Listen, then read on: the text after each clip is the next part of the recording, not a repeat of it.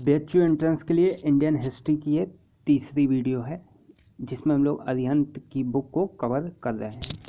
तो ये तीसरा भाग उसका। बिंबिसार हर्यक वंश का संस्थापक था। बिंबिसार की हत्या उसके पुत्र अज्ञात शत्रु ने करके स्वयं मगध के सिंहासन पर बैठा था। तो बिंबिसार की हत्या किसने की? अज्ञात शत्रु ने। अज्ञात शत्रु के सुयोग्य मंत्री का नाम वैशकर था। इसी की सहायता से अज्ञात शत्रु ने वैशाली पर विजय प्राप्त की थी। अज्ञात शत्रु की हत्या किसने की? उसके पुत्र उदयन ने, और वह मगध की गद्दी पर बैठा। तो हर्यक बिंबिसार की हत्या अज्ञात शत्रु की हत्या उदयन। उदयन ने पाटलिपुत्र, जो वर्तमान में पटना नाम से जाना जाता है, की स्थापना की और उसे अपनी राजधानी बनाया। तो यहाँ पे ये प्रश्न इम्पॉर्टेंट है कि पाटलिपुत्र की स्थापना किसने की? तो उदयन ने पाटलिपुत्र की स्थापना की थी और उसे अपनी राजधानी बनाया था। ये याद रखने वाला पॉइंट है। नंद वंश का संस्थापक महापद्म नंद था। नंद वंश का अंतिम शासक घनानंद था, जो सिकंदर के समकालीन था। सिकंदर ने भारत विजय की अभियान 326 ईसा पूर्व में प्रारंभ किया। सिकंदर को पंजाब के शासक पोरस के साथ 326 में युद्ध करना पड़ा। इसे हाइडेस्पीज का युद्ध या झेलम का युद्ध के नाम से भी जाना जाता है। ये इम्पोर्टेंट है। किसके साथ किया था? पोरस के साथ। झेलम का युद्ध के नाम से प्रश्न आया हुआ है। घनानंद के खिलाफ युद्ध में चाणक्य ने चंद्रगुप्त मौर्य की मदद की, जो बाद में चंद्रगुप्त का प्रधानमंत्री बना। चाणक्य या कौटिल्य या विष्णुगुप्त सभी चाणक्य के ही नाम है। द्वारा लिखित पुस्तक है अर्थशास्त्र, जिसका संबंध जो है राजनीति से है। ये प्रश्न कई बार पूछा हुआ है। चंद्रगुप्त ने अपना अंतिम समय कर्नाटक के श्रवणबेलगोला नामक स्थान पर बिताया। ये भी प्रश्न आया हुआ है। चंद्रगुप्त ने अपना अंतिम समय कर्नाटक के श्रवणबेलगोला में बिताया।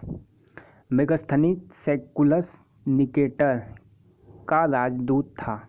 ये प्रश्न कई बार पूछा हुआ है।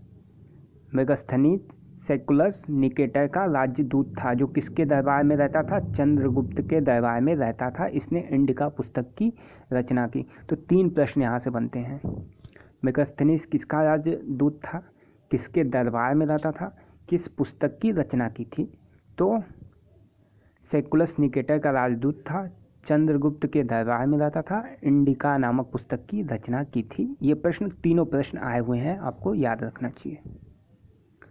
चंद्रगुप्त मौर्य का उत्तराधिकारी बिंदुसार था।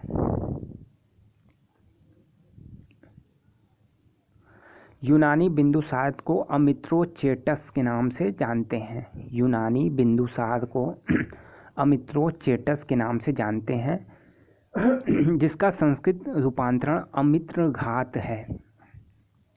तो प्रश्न पूछा गया है, अमित्रघात की उपाधि से किसे संबोधित किया जाता था? तो बिंदुसार को। ठीक। वायु पुराण में भद्रसेन तथा जैन ग्रंथों में सिंहासेन कहा गया है। किसको? बिंदुसार को वायु पुराण में भद्रसेन और जैन ग्रंथों में सिंहासेन कहा गया है। स्ट्रैबो के अनुसार यूनानी शासक एंटियोकस ने बिंदुसार के दरबार में डाइमेकस नामक राजदूत भेजा। इसे ही मेगस्थनीज का उत्तराधिकारी माना जाता है। महावंश के अनुसार अशोक 273 से 232 ईसा पूर्व, यानी पहली शताब्दी से ईसा पूर्व माने पहले की बात हो रही है। 273 ईसा शताब्दी 273 232 घटता है, ने अपने 99 भाइयों को मारकर गद्दी पर बैठा। अशोक ने अपने अभिषेक के 8वें वर्ष, ये वर्ष आपको याद रखना है, प्रश्न पूछा हुआ है BHU BA में, किसवें वर्ष में, अभिषेक के कितने वर्ष बाद? तो 8वें वर्ष, लगभग 261 ईसा पूर्व में कलिंग पर आक्रमण किया। तो अभिषेक के 8वें वर्ष बाद 261 ईसा पूर्व में कलिंग पर आक्रमण किया। कलिंग की राजधानी तोसली पर अधिकार किया। उपगुप्त नामक बौद्ध भिक्षु ने अशोक को बौद्ध धर्म की दीक्षा दी। अशोक ने बौद्ध धर्म के प्रचार के लिए अपने पुत्र महेंद्र एवं पुत्री संघमित्रा को श्रीलंका भेजा। पुत्र महेंद्र और संघमित्रा। भारत में शिलालेख का प्रचलन सर्वप्रथम अशोक ने किया था। अशोक के शिलालेखों में ब्राह्मी, खरोष्ठी, ग्रीक, अरमाइक लिपि का प्रयोग हुआ है। ग्रीक और अरमाइक लिपि का अभिलेख जो है अफगानिस्तान से मिले। खरोष्ठी लिपि के अभिलेख उत्तर पश्चिम पाकिस्तान से और शेष भारत से ब्रह्मलिपि के अभिलेख मिले हैं। ये इंपॉर्टेंट प्रश्न है। अशोक के अभिलेख पढ़ने में सबसे पहली सफलता 1837 ईस्वी में जेम्स प्रिंसेप को मिली थी। तो अशोक का अभिलेख सबसे पहले किसने पढ़ा? तो जेम्स प्रिंसेप। प्रश्न आया हुआ है। मेगस्थनीज ने भारतीय समाज को 7 वर्गों में विभाजित किया। कौन कौन? दार्शनिक, किसान, अहीर, कारीगर, सैनिक, निरीक्षक, सभासद। तो ये 7 पूछेगा नहीं, पूछेगा कितने वर्गों में, तो 7 वर्गों में समाज को विभाजित किया था। अर्थशास्त्र में शीर्षस्थ अधिकारी के रूप में तीर्थ का उल्लेख मिलता है, जिसे महामात्र भी कहा जाता है। इसकी संख्या कितनी थी? 18। पुष्पमित्र शुंगु, जिसने मगध पर शंगु वंश की नींव डाली, वह ब्राह्मण जाति का था। ये प्रश्न इंपॉर्टेंट है। पुष्पमित्र शुंग ने 2 बार अश्वमेध किया था। अश्वमेध किसने किया? पुष्पमित्र शुंग ने।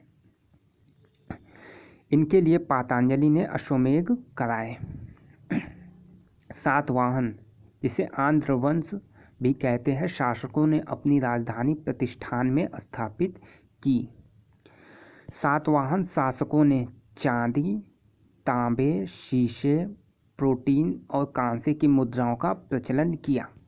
ब्राह्मणों को भूमि अनुदान देने की प्रथा का आरंभ जो है सातवाहन शासकों ने ही सर्वप्रथम किया था। ये इंपॉर्टेंट प्रश्न है, आया हुआ है, यूपीपीसीएस में भी पूछा हुआ है। ब्राह्मणों को भूमि अनुदान देने की प्रथा का आरंभ सातवाहन शासकों ने सर्वप्रथम किया। भारत पर आक्रमण करने वाले विदेशी आक्रमणकारियों का क्या क्रम है? तो हिंद यूनानी, शक, पल्लव, कुषाण। हिंद यूनानी, शक, पल्लव, कुषाण। भारत में सर्वप्रथम हिंद यूनानियों ने ही सोने के सिक्के जारी किए। किसने? हिंद यूनानियों ने सोने के सिक्के जारी किए। हिंद यूनानी शासकों ने भारत के पश्चिमोत्तर जिले प्रांत में यूनान की प्राचीन कला चलाई, जिसे हेलेनिस्टिक आर्ट कहते हैं। भारत में गांधार कला इसका उत्तम उदाहरण है।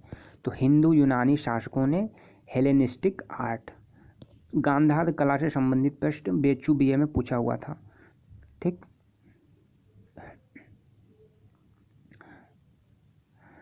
शकों का सबसे प्रतापी शासक रुद्रदामन प्रथम 150 से 130 ईसा पूर्व था, जिसने कठियावाड़ में अर्ध शुष्क सुदर्शन झील मौर्यों द्वारा निर्मित इसका जीर्णोद्धार कराया, रिपेयर कराया इसे। रुद्रदामन प्रथम के द्वारा स्थापित संस्कृत भाषा का प्रथम अभिलेख जूनागढ़ से प्राप्त हुआ था। कहाँ से? जूनागढ़ से प्राप्त हुआ था रुद्रदामन। अभिलेख बेहद महत्वपूर्ण है। 8-10 जो है अभिलेख है, उनकी स्थापना या उन्हें किसने अभिलेख करवाया था, ये आपके लिए इम्पोर्टेंट है। तो ये इसकी ट्रिक एक है, उससे आपको याद हो जाएगी। तो अभिलेख आप लोग जरूर याद करके जाइए, कौन सा अभिलेख किसने स्थापित कराए थे। रुद्रदामन, जूनागढ़। कनिष्ठ ने 78 ईस्वी गद्दी पर बैठने के पश्चात एक संवत चलाया, जिसे शक संवत कहलाता है। देखिए, संवत संबंधित बेचू एलएलबी में 3 बार पूछा है। ठीक। विक्रम संवत किसने चलाया, शक संवत किसने चलाया, तो ऐसे प्रश्न जो है 3 साल पूछे हैं। तो ये आपके लिए इम्पोर्टेंट है, एलएलबी में पूछा है, बीए में भी पूछा है। तो कनिष्ठ ने 78 ईसा पूर्व, ये 78 ईस्वी में आपको याद रखना है, एक संवत चलाया जो शक संवत कहलाता है। इसे भारत सरकार द्वारा राष्ट्रीय पंचांग के रूप में मान्यता दी गई है। गांधार शैली एवं मथुरा मूर्तिक शैली का विकास कनिष्ठ के शासनकाल में हुआ। गांधार शैली एवं मथुरा मूर्ति कला शैली का विकास कनिष्ठ के शासनकाल में हुआ। भारत का आइंस्टीन नागार्जुन को कहा जाता है। इनकी प्रसिद्ध रचना माध्यमिक सूत्र है। इसी में सापेक्षता का सिद्धांत प्रस्तुत किया था। गुप्त वंश का प्रथम महान सम्राट चंद्रगुप्त प्रथम 319 से 350 ईसा पूर्व था। यह 319 में गद्दी पर बैठा और इसने गुप्त संवत 319-20 शुरू किया। ये इंपॉर्टेंट है। समुद्रगुप्त का दरबारी कवि हरिश्रेण था। प्रश्न आया हुआ प्रश्न है, आप बीए और एलएलबी दोनों में देख सकते हैं। समुद्रगुप्त का दरबारी कवि हरिश्रेण था, जिसने प्रयाग प्रशस्ति अभिलेख की रचना की। यह अभिलेख चंपू शैली का सर्वश्रेष्ठ उदाहरण है। यह भी इम्पोर्टेंट प्रश्न है, आया हुआ है। समुद्रगुप्त को भारत का नेपोलियन कहा जाता है। प्रश्न पूछेगा भारत का नेपोलियन किसे कहा जाता है, तो समुद्रगुप्त को। समुद्रगुप्त संगीत प्रेमी था, ऐसा अनुमान उसके सिक्कों पर वीणा वादन करते हुए दिखाए जाने से लगाया जाए। चंद्रगुप्त द्वितीय के शासनकाल में चीनी बौद्ध यात्री फाहियान भारत आया। ये भी इम्पोर्टेंट।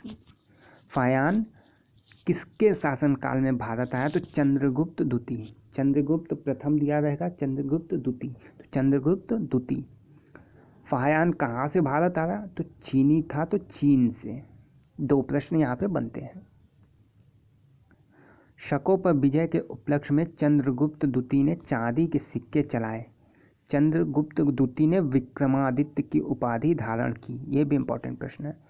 किसने विक्रमादित्य की उपाधि धारण की, चंद्रगुप्त द्वितीय ने। नालंदा विश्वविद्यालय की स्थापना कुमारगुप्त ने की। चलिए इस वीडियो में इतना ही। 12 मिनट का वीडियो। आगे के वीडियो में आगे के कराए जाएंगे, जो चौथी वीडियो आपकी होगी। वीडियो कैसी लगी कमेंट बॉक्स में ज़रूर बताएं, शेयर करें और चैनल पे जो लोग नए हैं सब्सक्राइब कर लें। कोई फीडबैक हो तो अपना ज़रूर बताएं, कोई दिक्कत हो तो कमेंट बॉक्स में बता दें। धन्यवाद।